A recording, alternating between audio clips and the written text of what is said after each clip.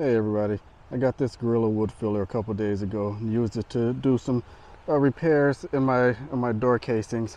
Had a couple nicks in it that I needed to take care of, so I used this to do it. So just a quick demo on how to use it.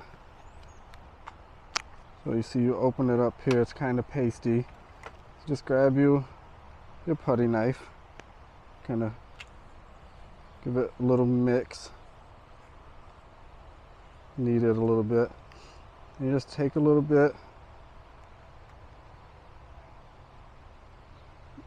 go to your damaged wood. See, I got some kind of gouges in here, and then I've got a countersunk screw in here. You want to make sure you have all your old dust and debris stuff out, cleaned out as much as possible. Then you just take and smear it in there. Try to keep from having too much excess, so you don't have to sand as much later. But sometimes it might take an extra coat depending on how bad your spot is.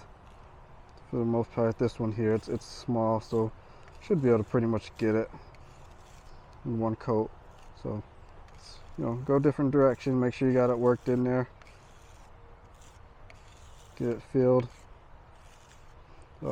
Looks like I might need another coat to get that finished off, but anyway, so you just fill it in, you let it dry. It should only take a couple hours with the thin coat like that. If you have thicker, heavier holes to fill in, for example, like if I were to fill in something like this over here, that definitely would take a few coats to get it filled in. And probably I'd let it dry for a day or so, and then go back and put another coat, maybe even 2 coats, just to get it finished up. But something like this, you let it dry for a couple hours, come back, do the same thing, apply another coat, then give it a light sand, and it's ready to finish.